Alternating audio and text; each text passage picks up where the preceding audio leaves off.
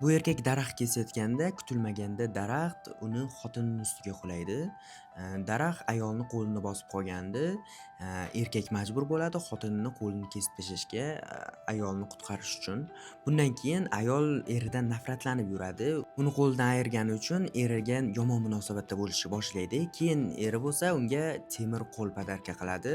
Lekin bu ayolga yoqmaydi va qachonki buni oltin qilib kelsang, oltin qo'l yasab kelsang, seni kechiraman deydi. Shundan keyin erkak unga o'sha tilla qo'l olib beradi.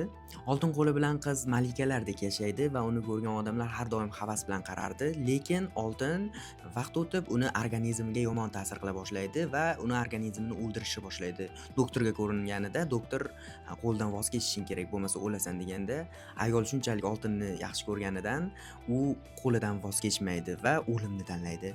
Oradan yillar o'tgandan keyin erkak qarzga botib qoladi, puli tugaydi. Shunda u esga tushadiki, xotinining oltin qo'li. U qabrga borib, xotinining qabrini ochadi va uni qo'lini shunchaki o'g'irlaydi. Bundan keyin esa film qo'rqinchli tus oladi.